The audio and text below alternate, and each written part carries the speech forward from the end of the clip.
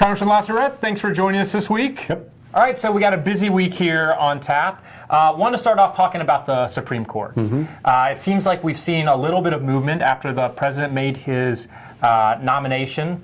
There was an immediate, we're not dealing with this, we're not taking it up, forget about it, don't even talk about it. Right. We've seen some movement over the last couple of week, particularly among Senate Republicans who are in cycle and in difficult re-election races, who now see maybe the door is cracking open just a little bit. Talk to us a little bit about that.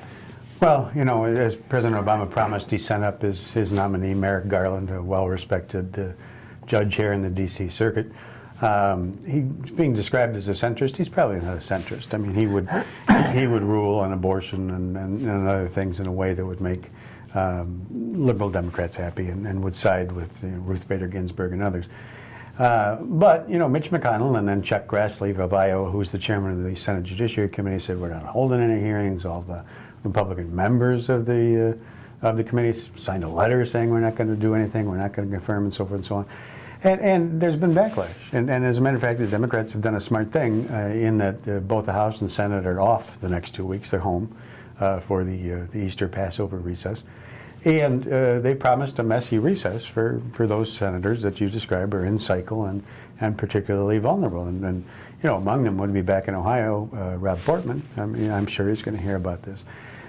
So Judge Garland is making his rounds, and he met first with Democrats, but now he's meeting with Republicans. And the big story today was Mark Kirk, a Republican of Illinois, who actually was elected to President Obama's Senate seat when he became President of the United States, is quoted as saying we shouldn't be so closed-minded and so forth and so on.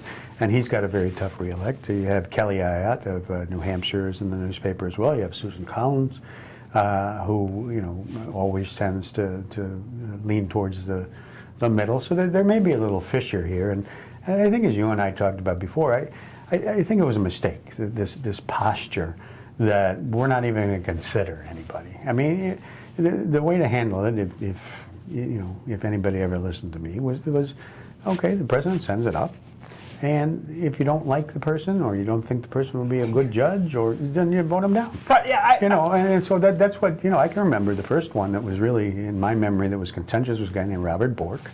And that became the expression that they borked the guy, right, yeah. You know, because he'd been nominated as the president's constitutional duty. The Senate did their duty and interviewed him, and he didn't make it. Well, see, it seems like that Republicans could have better made the case during hearings, essentially that that we shouldn't be letting a lame duck president make this selection, and they would have the attention of the world on them, and they'd be able. But then you don't give Democrats the talking point that, well, Republicans aren't even doing their job now. No, that's right. And I mean, I'm not delusional enough to believe that if they'd taken the second tack, that when it came down to the hearings, that there wouldn't be amazing pressure from left-leaning groups to confirm. But it's a different question. I mean, the question is, you know, if you don't believe that he's a suitable justice of the Supreme Court, then you don't vote for him. But to not even consider somebody that the president sends up, I didn't think it was handled well. Well, speaking of the president, we are in the midst of the process to elect the next president. And to say that anybody would believe that we would be where we are now, you know, a year ago would be crazy talk. But here we are. Here we are. We are on the Republican side. Donald Trump is the front runner. We still have Ted Cruz and John Kasich in the race. On the Democratic side, you know, Bernie Sanders is like, you know, every time that you think you're writing his political obituary and that it's over, he comes through and wins a bunch of caucus states in particular. And so what's going on? Is this thing going to end anytime soon? Well, I think on the Democratic side, it probably will. Unless, I mean, Wisconsin's going to be real important on April the 5th, and New York is going to be huge on April the 19th. And if people don't feel the burn in Wisconsin and New York, it probably is over. He'll still take it to the convention, and he'll have a big voice in the convention. And he had a great weekend. I mean, with Iowa and Alaska, Hawaii, excuse me, and Alaska and other places. And getting over 80% in these places too. I know they're like caucus states, but my God. Yeah, but they weren't squeakers, and they were important states. I mean, Washington State in particular is a very important part of the Democratic machine that elects the President of the United States. So this is going to go on for a while, but I think Wisconsin and New York are going to tell the tale. You will see him in Philadelphia at the Democratic convention, I think. You know, the Democrats sort of say we're the party of the people and so forth and so on. If it wasn't for these superdelegates who are not ruled by caucuses and primaries, this would be a much closer race than it is. And as we've talked about before, Republicans have a few superdelegates, but they certainly don't have in the hundreds as the Democrats do, who have pledged their support to Secretary Clinton. So I think most betting here is that she still comes out on top. But look out if the 5th and 19th turn out to be Bernie Sanders. On the Republican side, you know, the fissures are beginning to show in the Trump candidacy. There were really devastating interviews that rather than writing stories, they printed the transcripts of an interview with Donald Trump on foreign policy in both the New York Times and the Washington Post. And it's scary. I mean, everybody who's interested should go take a look at it, because the lack of understanding of some of the things that the commander-in-chief has to face is pretty apparent.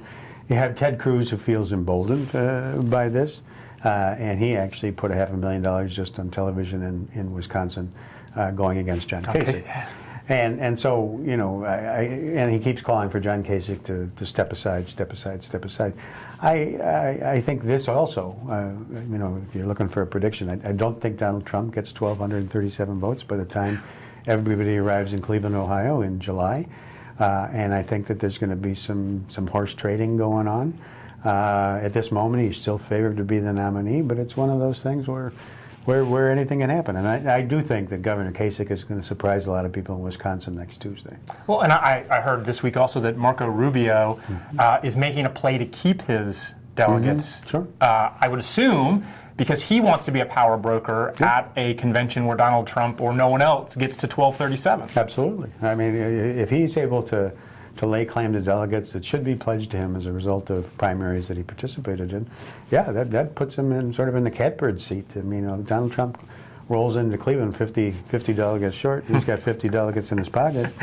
All of a sudden, hello, Marco. You know, maybe he doesn't call him Little Marco. Little Marco anymore? Maybe he becomes a little more important than that. That's right. Well, it's going to be fun to watch. Yep. Back to the Hill. We've had a lot of talk about a budget. Right. Are we going to get a budget? Where do we stand on this? It's not going to happen. And as a matter of fact, we had lunch with Speaker Ryan's chief of staff this week, and he was indicating that the difference, you know, so the conservatives, the Freedom Caucus, have demanded that they not stick with the deal that was made at the end of last year that set the budget limits. They want a $30 billion savings. If you peel it all back, and the difference between if you enacted that deal or what you're left with no budget, no appropriations bills, is what's known as a continuing resolution at certain funding levels. The difference is that you actually will spend $3 million, not billion, $3 million less with the budget deal that you would with the CR. And so it really is one of those things where they can't see the forest for the trees, and it's, you know, and I'm sure they'll go home and say, we stopped John Boehner's budget and all this other business. But when you owe trillions and trillions of dollars, $3 million isn't going to make it. So we're probably looking at a continuing resolution. The Freedom Caucus has signaled that they're not going to be in support of things. Their strategy may unwind a little bit, and there is a rumor that when the Senate comes back, they may actually take up an appropriations bill. And part of the betting by the conservatives in the House is, well, why should we do this? The Senate's not going to do anything anyway. Well, if the Senate should surprise all of Washington and pass an appropriations bill, then we may have to revisit this in a couple weeks. This is so much for regular order. Remember, we were going to go back to regular order? Like, we were going to be passing all these appropriations bills, and we we're going to... Apparently not. So I've saved my favorite story for last here. Yep. So we talk a lot about the dysfunction of Washington, about how it's impossible to get anything done. However, we've got these little windows, these lame duck sessions, where we actually are able to get things done. And in fact, it's amazing how once the pressure of the politics of elections are off, Yep. the folks here, even folks that we don't expect to be able to get along, somehow find a way to get deals done and get it done. Yep. So, as a result, we now have a group of people who want to take away the lame duck session, Right. specifically because that's when things get done done. and that's when deals get done. Talk to us a little bit about this. Yeah, it is distressing. I think, as we've talked about before, it's the first time that I've seen on the House calendar that a lame duck session is actually scheduled. Usually everybody assumes it's going to happen after the presidential. And it is a productive time because, as you correctly point out, we will know who the next president's going to be, after the election. And so if you've been holding out, if you're a Republican and say, boy, if we could just get a Republican president, then we can, craft legislation in a way that we want, you will either be happy or disappointed. And the same thing on the Democratic side. If it's going to be a continuation of another Democratic presidency, then you also know, what's going to happen, who has the veto pen, and so forth and so on. So as a result, people are a little bit more realistic. And you don't solve the giant problems of the world necessarily, although some big deals have gotten done in the lame duck. But there are a lot of what they call cats and dogs hanging out here, like the reauthorization of the Federal Aviation Administration, for instance, and a whole host of other things that they have not taken care of. And I think I saw in today's paper that if they cancel the lame duck, it means between now and the end of the year that the Congress will be in session only 17 days. And you can't get anything done in 17 days. And so the thought always with the lame duck was that they would come back and clean up unfinished business. But again, the Freedom Caucus, who's primarily driving this sort of initiative, fears that if they come back in a lame duck, something will get done. And what they fear the most is that they will sneak through a Supreme Court nomination, and that they will do something with the budget and make some kind of budget deal, the way John Boehner did at the end of last year, and they don't want that to happen. So, to be determined. They'll be back here in D.C. in 2 weeks, and I think that we'll find out who prevails. But isn't it entirely possible for conservatives that the kind of worst case scenario would be that we get wiped out in November, Hillary Clinton gets elected, Democrats take control of the Senate? Don't we want a lame duck at that point? Don't we want one so we can say, hey, oh, by the way, we actually are fine with Merrick Garland, quick, get him on the bench, let's make as many deals as possible because we know the situation's about to get a lot worse for us. Yeah. That would happen anyway. I mean, if the Democrats' appetite for a productive lame duck will wane too if they know they're going to control all the levers of power going forward after January 20th of next year. But to just say we're not going to have one because something might get done, it's a little bit like this Supreme Court nomination. Okay, well, can't you just show up for work and, if you're able to work something out, you work something out, but to not come to work because you're scared, that something might happen. That's why I think Donald Trump and Bernie Sanders are doing so well. People don't understand that kind of thinking. Yeah, it's amazing, and it's gonna be fun to watch it unravel or unfold. I think unravel is probably a better word choice here, but it'll be fun to watch it unfold over the next couple of months. It will. Thank you for joining us this week, sir. Good to see you.